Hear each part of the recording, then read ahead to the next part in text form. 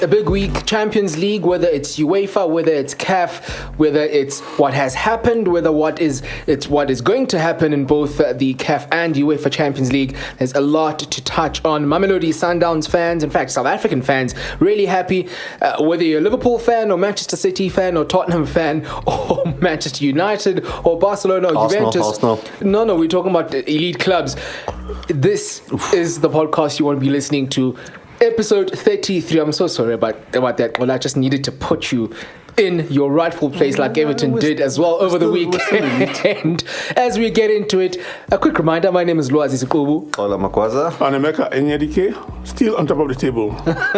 Still on top of the table are Liverpool indeed, but they've got a big game this week that they need to try and get past in Porto. We'll be talking about the UEFA Champions League slightly over the next hour or so, but first we have to start at home, and by home I mean on the continent, the African continent, and to get even more specific, the national capital of South Africa, where over the past few days we saw something that we have not seen in a very long time. Emeka, I want to come to you here because yes, as much as we love Mamelodi Sundowns, we being South Africans, as much as we revere them as the champions of the country, nobody ever saw them beating the record winners of the CAF Champions League by 5 goals to zip.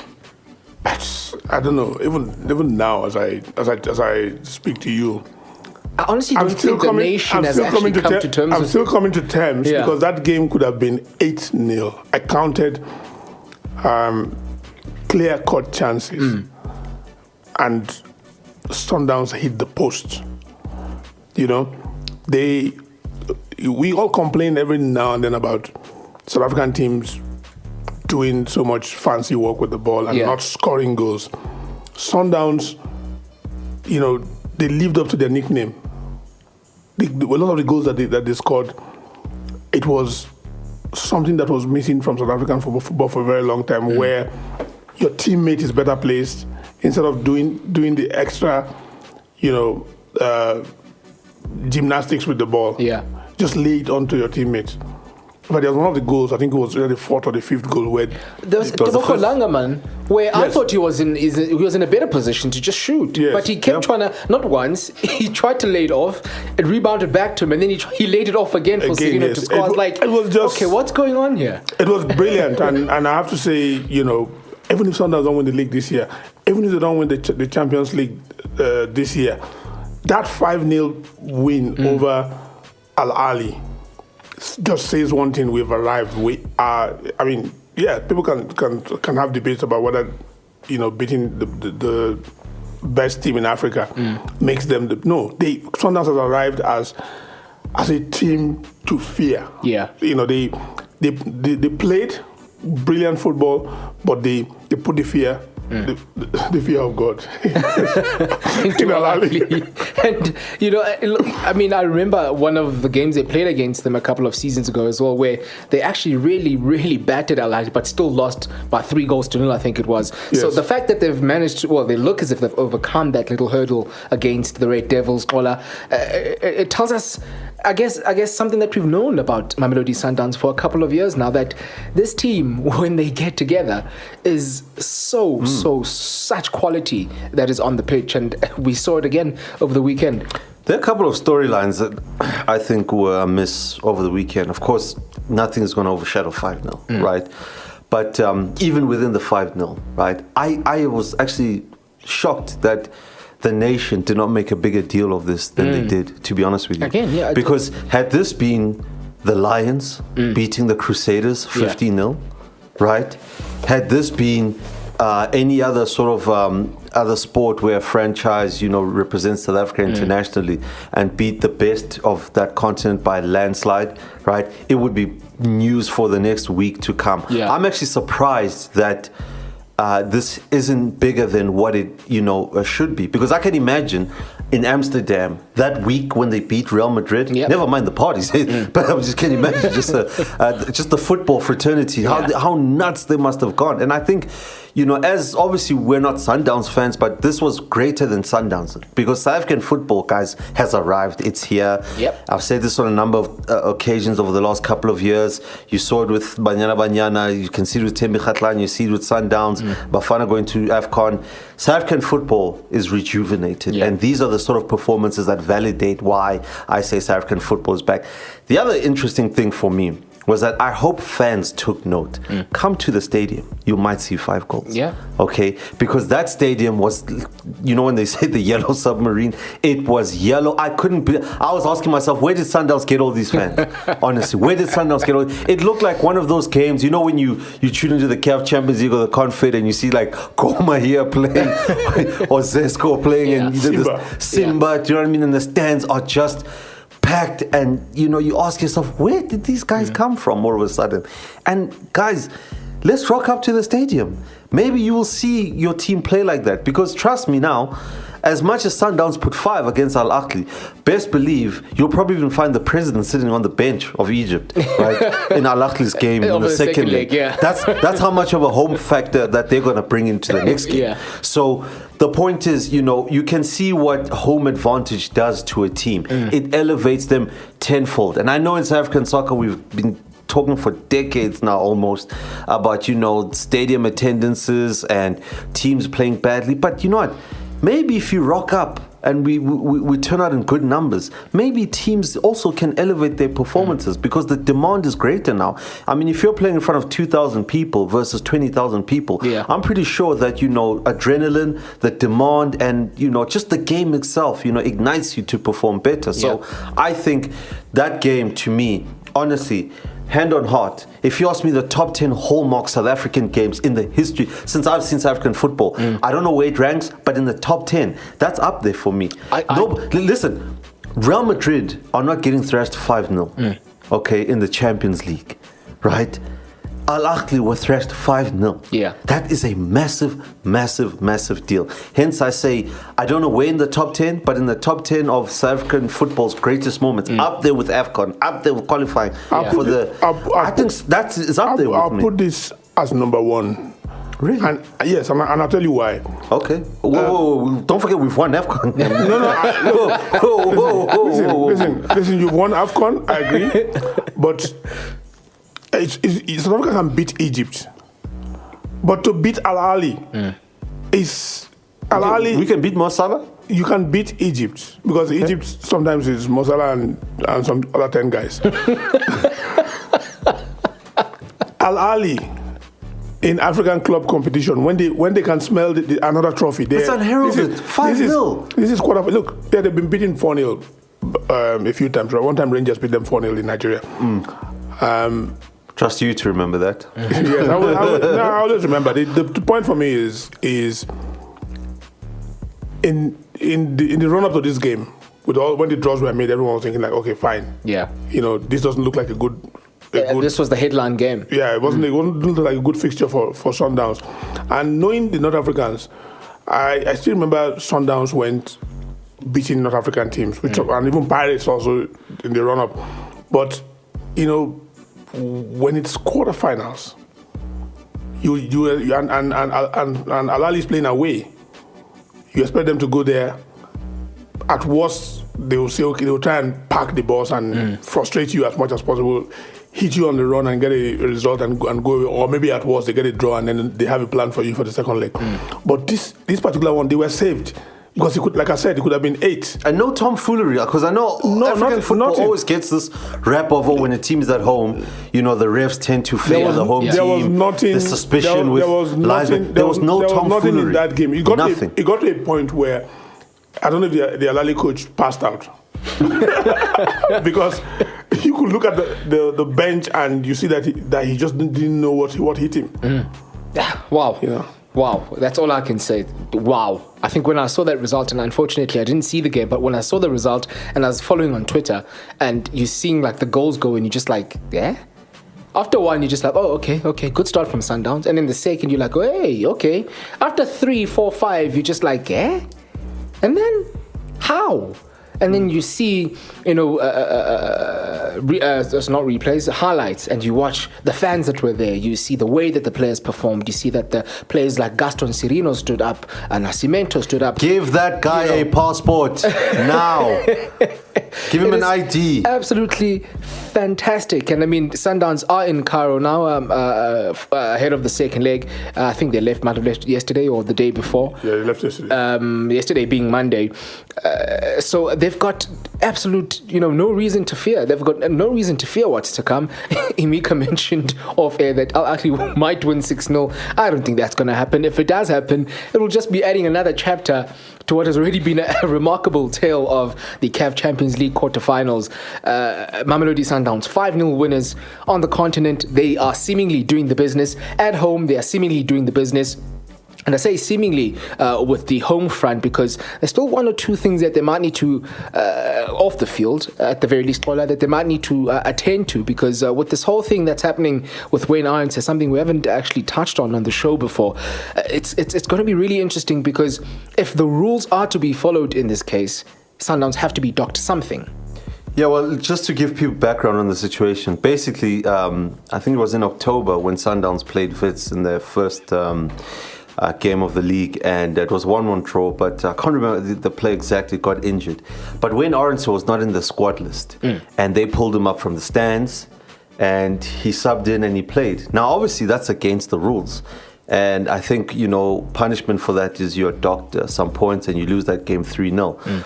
Obviously, that's detrimental to Sundowns' season. Absolutely. Considering that, I think they're 1 point. They're level on points. They're level on points with the Pirates, and the Pirates are ahead on goal difference. So you can imagine the damage that would do. But the curious thing about it is, as people were wondering, why it's taken so long. Look, obviously, you can ask the PSL why it's taken so long to. Wits never appealed it, right, at the time. And second of all, the officials at the time didn't flag it. So it seems like this bypassed, two people that could have stopped it, and somehow it didn't. And it's just one of those strange things. How did it get that far? So I guess over the coming couple of days, I think they said, I could be wrong, I think they said the 17th or the 18th of April they're going to have the outcome. I can't remember the exact day for the hearing, but it is a strange one. And I mean, wow, what a blow that would be if they were docked. Can you imagine? I mean, you can think, if you're Mamelodi Sundowns, okay, you are in Egypt and now preparing for the second leg of CAF Champions League, a high-stakes game of football. You want this resolved as quickly as possible because you don't want to go into the last 2-3 games of the season. You still have your points, and then they decide, nope, you don't. And now you've got 2 games to, try and now win both. And then at the end of the day, your fate is not in your own hands because the other team is ahead of you by 6 or by 5. And it's just, as Sundowns, you're thinking to yourself, okay, please just sort this out as quickly as possible. My worry is just that every year we seem to have one of these incidents where you wonder if somebody shouldn't get punished for it. And I'll tell you why. I mean, it's like the whole thing that led to Ajax being relegated. It took so long for a decision to be made. And I think that they need to learn from the English FA and the Premier League. When these things happen there, they deal with it promptly. It doesn't drag on for so long. You hear that the coach has been cited, he's been given 21 days to respond to it. And after that 21 days, the decision is taken. Either he gets fined or some decision is taken. If your club is going bankrupt, the decision is taken. If it's a racism issue, we've seen we complain every now and then, but we've also seen incidents like with Suarez and a few other ones where they investigated and it took a while and they took a decision. Yeah. So my worry is if it happened in October, surely 6 to 8 weeks max, something should have been done. Yeah. And it works against the club because, I mean, like you pointed out with Ajax, let's say this was a team at the bottom of the table. Yeah. And let's say they were 3 points off the relegation zone. And then, the mood is high, the spirits are high. Okay, we're off the relegation zone. I'm hypothetically speaking, take Chippa, for example, right? They're undefeated under Clinton Lawson. And they're just outside of the relegation zone. Now, let's say if this was Chippa and then this situation happens, and then they're on a high, they haven't lost in like some 6 games or something like that, boom, this happens, and they dock a point in the relegation zone. Yeah. That changes the mood. So now can you imagine if you're Sundowns, you've just thrashed Ahly 5-0, you've got a game in hand, although you're level on points, but you've got a game in hand, you're second, and then they dock those points. That will change the mood. Whereas if they'd done it earlier, that probably just does change the complexion of the season, and they've got lots of time. And now you think about it, we in April, the season ends in May. Yeah. So they don't have a lot of time at the PSL or whoever's involved in making this decision to make the decision, because they need to make it as soon as possible so that Sundowns, with how many games they've got remaining before the end of the season, they know exactly what they have to do, because you can't get again to the last or the penultimate weekend and Sundowns are still not sure what's still going to happen, because and I say this, unfortunately, it's something that could very well happen, because I mean, touching on what Emeka said, last year I was crying foul as a Pirates fan. Yeah. Because Ndoro played in that game against Pirates. For Ajax. Yes. Yeah. And I felt that, okay, you're going to dock points to Ajax. Why not give the other team 3 points? Because Pirates lost that game. And you then look at the context of the season. Pirates only lost by like some 3-4 points, something I can't remember, like late last season. So that's why I say, you've got to, these things have to be sorted out early, because you never know how the season's going to pan out. Because now, so it's not just a case of docking Sundowns the 3 points. It would be then a case of giving Wits the 3 points. Then you look at Wits. They are now top of it. Do you see what I'm saying? So there's a whole spectrum in here that is actually interesting. Well, good luck to those who have to make that decision, because it's definitely going to change the picture of that top 3, which at the moment... By the way, there's something called statute of limitation. There must be a timeline, even to file a protest, which if you don't, then it doesn't apply. I think that, if you ask me, I think it has happened, and due to somebody's negligence, wasn't done. I think they should just let it go. And... yes, they can find them. Well, if you're a Pirates fan, you don't want that to be. If you're a Pirates fan, you don't want that to happen. If you're a Wits fan, you definitely don't want that to happen. Because it involves all 3 teams in some way. And what a race we've got, actually. Let's just be honest. What a race we've got right now in the ABSA Premiership. My word. So much drama. And I mean, a lot of it, again, happened at the Bidvest Stadium a couple of days ago. Your team left it as late as they possibly could. But in the end, they got the 3 points, and they're sitting... I'm not going to say pretty, but they're sitting pretty attractively atop the ABSA Premiership standings at the moment. No, they're sitting well. And, when you look at it in the context of the season, those goals that Pirates were scoring, all those 3s and those 4s that we saw, the reason why they're at the top of the log. So it just shows that if you invest in, your attack in the Premier League, right, ABSA Premiership, you can see how that's, essentially, you might find yourself in the season where you win by goal difference. So, you've got to give praise to the Pirates, attacking force and, just the attack-minded nature that Micho has put into Pirates, because that is the reason why they're on top. So, at the end of the day, when you look at that game, it was, again, Wits seemed to always hold the bigger teams. It's been a pattern for some years now. The big teams really struggle to, sort of break down Wits. And, I thought Wits were the better side at some spells. I thought that, the cleaner chances. I know Kabuza had a chance, it was a bit of a half chance in the first half. And, in the end, the cream always rises to the top, and what can you say? I mean, listen, to win a football game, you don't always have to score, right? The opposition can do that for you. And I think this was a real big blow for Bidvest Wits. I think, if there was one game that they really just could not afford to lose at this stage, it was this one. Because, I mean, it's now going to be, you look at the head-to-head that Pirates have had now. They've had... they lost to SuperSport, but then they drew to Sundowns and they beat Wits. So that's quite a good run if you look at the stretch going down to the league. So you look at Wits now, you lost to Pirates and you drew to Sundowns. And you still have another couple of games to go. So in the head-to-head, even as it's going down the wire, you'd probably have Pirates on. If they had like a top 3 log heading to the finish of the season, that's why Pirates is on top. That's why Sundowns is second and Wits is third, because of that head-to-head amongst those 3 teams. What's happened? What's happened to Wits, Emeka? What's happened to them since January? They're top of the table, and let's be honest, pretty atop the table, clear by, I think it was at least 5 points. What's happened since? I've been to a few of their games, and I think that they were top for a very long time. I think the pressure finally got to Wits. Even without playing, I guess, continental football, even with them not going as deep as they would have liked to in the cup competitions, is it still pressure? If you look at the game against Sundowns, they could have won that game. Yeah. The game against Pirates, they had so many chances. In fact, what's so funny is how the Pirates players were celebrating, and it wasn't even one of them that scored. They did everything. Paris attacked. They created chances. They had their moments. But Wits had, I think for me, they had everything. They had that game. They could have won that game. Yeah. But, the one thing I see about them is the way they play. They almost tend to, they're in a hurry. They want to try and score. Whereas they could. We talked about Sundowns. And the ability for them to lay off the ball to a better placed teammate. With Wits, every time they have those chances, it's even when the guy is not well placed, he attempts to shoot.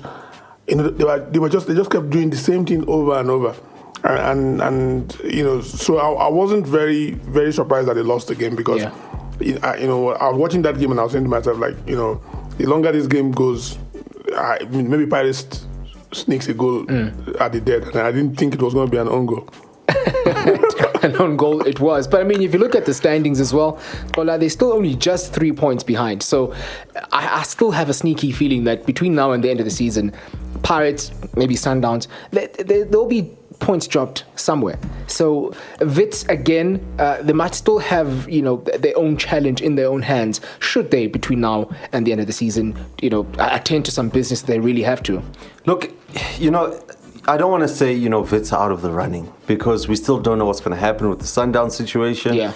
And even Pirates have some tough games ahead of them. So, this season really has gone down to it's going to go down to the wire. I think Black Leopards look like they... Black Leopards, they're playing Pirates, they're playing Wits, and I think they still play Sundown. So, but they lost to Ballon. I looked at Black Leopards fixtures and I thought they're playing all of those teams right up there. Yeah. And then they lost to Polokwane City.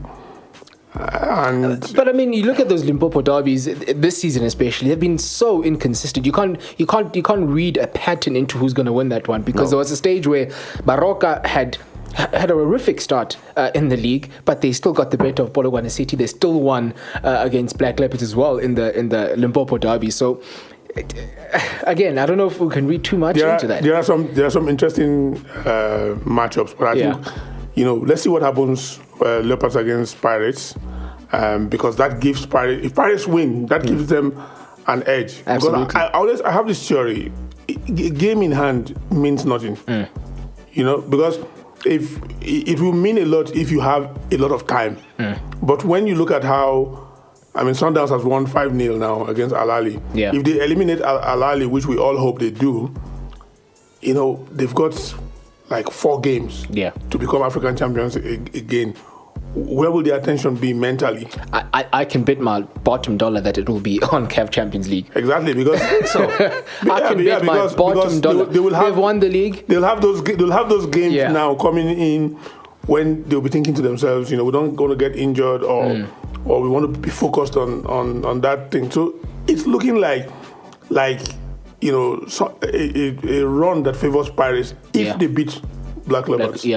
But the thing with Pirates is that, seeing them that they won this game and then they go against Black Leopards and that they go would be drop peak. points. That would be typical Pirates. It honestly would be typical Pirates for that to happen. But look, they're top of the standings, and I guess Micho and his two stooges, they've got something really good going on there at the Buccaneers. On the other side, someone always has something to say about Micho. I think he's proving everybody wrong now. No, I'm always I'm with Micho. Micho's my guy. Are you with Middendorp on the other side of Soweto? Listen, if he wins the Nedbank Cup, right? If he wins the Nedbank Cup, I saw the funniest video on Twitter. Some guy was, I don't know if you guys saw this, was driving past like a herd of cows, and then he started commentating and calling the cows Kaizer Chiefs, and like each cow that he was driving past was calling these like Katsande. It was, listen, That's I'm a Chiefs fan, but it was bloody I need hilarious. to see that video, please. It was so I have to go and see it. hilarious. It was really hilarious. But I mean, you know, at the end of it all, well, we can go back on maybe half of the episodes up until this point, and you know, we'll be talking about the inconsistencies of Kaizer Chiefs. Yes, through to the semi-finals, Nedbank Cup, with a good chance of winning the Nedbank Cup.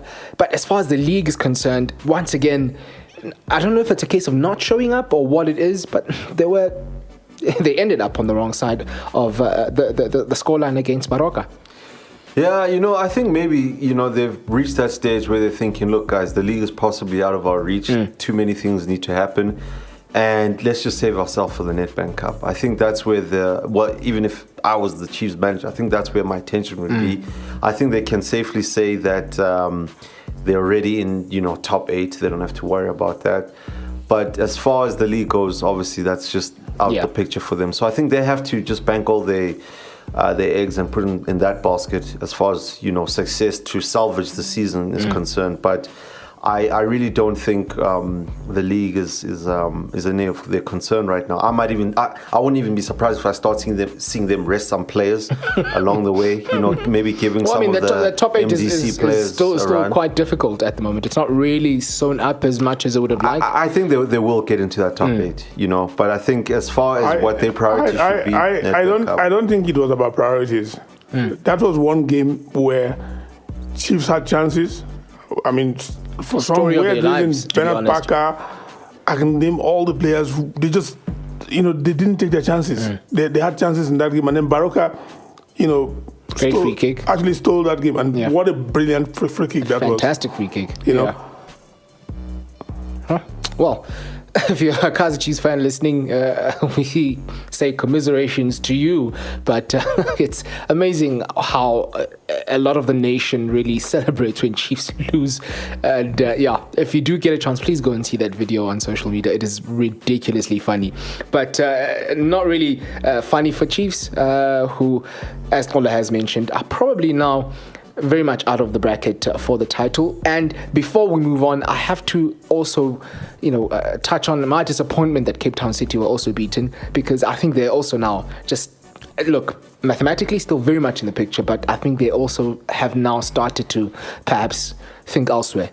Yeah, I think, their fate was sealed last week, and it's tough for me because I'm really rooting for Benny to do well. I really... Benny for me is probably leading the resurgence of South African coaches. Obviously, Beats was at the top, obviously, but I'm talking about the new wave that I want to see come in. Because, I mean, even when you do a close assessment, in the league, in terms of South African coaches, right, versus overseas coaches, I think it's possibly equal, right? And some of the guys, I mean, Clinton Larson has been there before, Owen Dagama, and they've done that before, in terms of a new wave, Tinkler's done that before. Yeah. In terms of the new wave, Benny's leading the new wave. So he's, in essence, a trendsetter. So you want to see progress, and you want to see, some of our old players, specifically the players that played overseas. I would like to see them come back and plow back, their experience and their knowledge, into our game. I think we need that. Bradley Cannell. He's doing pretty well right now. Yeah, Bradley Cannell, and I think also trying to think now. There are quite a few of them. I guess Quinton Fortune is still too busy. Yeah, no, I don't. He's top Euros there. He's not coming. Quinton Fortune is much more about showing up appearances. I'd rather the one person that I thought would have been good as a coach would have been Matthew Booth as well, because he could read the game very well. Yeah. From the back, but we'll see what happens. When some more of them come back. Yeah. But people forget that Piso played overseas. No, that's true. That's true. So perhaps not too many surprises, with how he's doing at Mamelodi Sundowns at the moment. And another point that will be of quite some interest as well, because that the winner this season of the PSL will have the lowest sort of points margin or points tally in the last 4 years. And what would you think that boils down to? I think it boils down to the level of competition that we've had this season. You can almost compare it with England, where there seems to be 3 different leagues. So with the PSL, we've seen like a top 6, and then we've seen also I think another. If you had the top 6, maybe another 4, and then the rest of them at the bottom. So this season has been very good because we're sitting at 5, 6 games to the end of the season, and you can't say with certainty that you can rule out certain teams from the running, because yes, Sundowns and Pirates lead the pack with 44 points, and then you've got Wits on 41. But Cape Town City and a few of those other teams might just win three games in a row, and then they're literally right there. They're right there. Speaking of the Premier League, I think when Man United won the treble, right? They won the treble, the Premier League, with the same number of points that Man City and Liverpool are on right now. So, there's an argument to say, the league back then was more competitive, or, is the league, that we are in now, more progressive in terms of teams getting better and, the bigger teams. So I think, there's a case for both. Depends, I don't know, the glass is neither half full or no, but you can see also over there how you have almost like 4 or 5 different contests going on. You have, the title race used to be 3 teams. Sports fell out of the way, and then suddenly the top 4 seems like a playoff. Yeah, like some kind of playoff battle, because it's changing. And then the relegation side took a while, and even now that 2 teams are relegated, you have still got 3 or 4 teams that could go down if they don't if they're not careful. So for me, it's all that it's more competitive. I don't think it was worse than I think now. All of the teams, improvements in science, improvements in coaching, improvements in the balance of the teams. Even in the PSL, you find that. For me, I mean, people forget Baroka won the Telkom. People actually do forget. They do forget. They won, and they beat Pirates in the finals. And not only Pirates, they beat some big teams on the way. They beat Sundowns. So that tells you that this season, even the team that ends up going down would have some trophies of big teams that they beat. Scalps that they have. Yeah. And speaking of going down, I hope it's not Maritzburg United. Congratulations to them for their victory as well. That's my home team. Operation Asiyindawo is in full force, Baba. Asiyindawo. We'll see. You are listening to the Pitch Invasion podcast, the podcast for football tribalists.